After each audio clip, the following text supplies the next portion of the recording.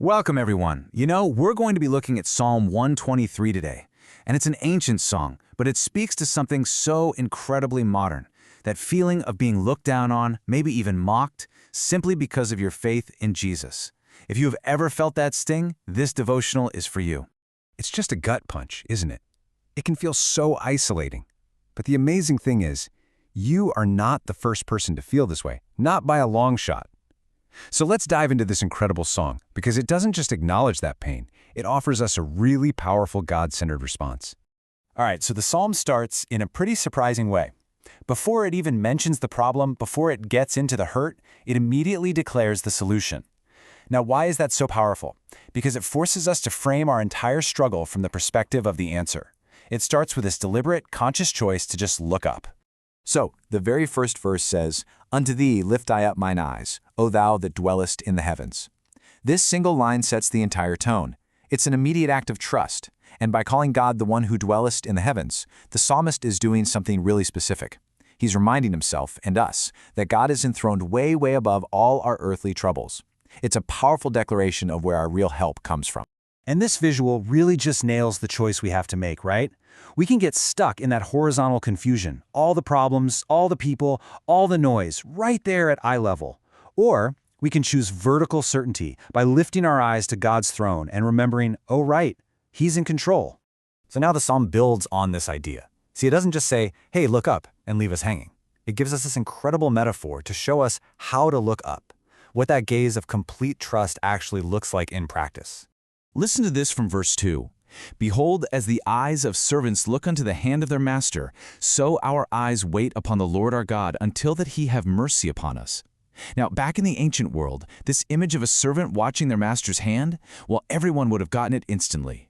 It's a picture of complete, attentive, and really patient dependence. So what exactly are they watching for in the master's hand? Well, it breaks down into a few key things: provision, guidance, approval, and ultimately, mercy. And this is so important. This is not a demanding stare, trying to force God's hand. It's a humble, patient watchfulness. We're looking to Him for everything, and we're trusting His timing completely. So why is this posture of trust so absolutely critical? Why the urgency? Well, this is where the psalmist kind of pulls back the curtain and shows us the deep, raw pain that's driving this entire prayer in the first place. You can just hear the desperation in that repetition. Have mercy upon us, O Lord. Have mercy upon us. This isn't some casual, polite request. This is the cry of a soul at its breaking point. It's someone who has been so filled with contempt that they can't bear the weight anymore. And we need to be really clear about this word, contempt. It's so much more than just a disagreement. Contempt is the feeling that a person is completely beneath you, that they're worthless, that they deserve scorn. It's a spiritual attack designed to make you feel small and foolish for your faith. And then the final verse of the psalm comes right out and tells us where this awful scorn is coming from. It says, "Our soul is exceedingly filled with the scorning of those that are at ease and with the contempt of the proud." So you see, it's not just random. It's coming from a very specific kind of person.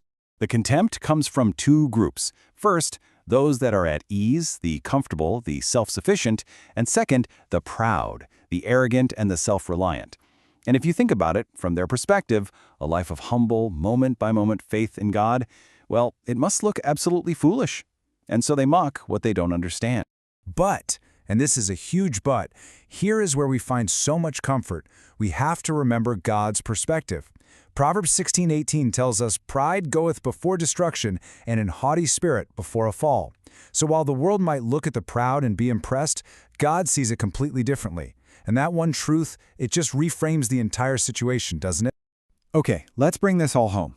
How do we turn this ancient poem into a super practical guide for our lives today, especially when we face that mockery for our faith in Jesus? What do we actually do?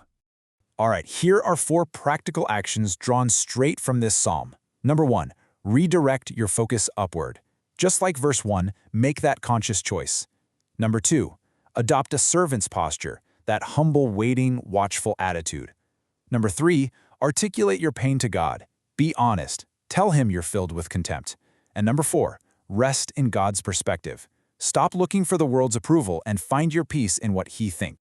So in the end, it all comes down to this one question. It's the challenge that Psalm 123 leaves right at our feet.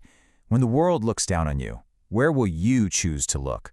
Because the world will have its opinions, its scorn, its contempt. That's a given. But we have a choice we can make every single day, every single moment. When they look down, we can choose to look up. Thank you so much for joining us for this explainer on finding strength through the upward gaze. We pray that the truth of Psalm 123 encourages you and equips you to fix your eyes on Him who dwells in the heavens.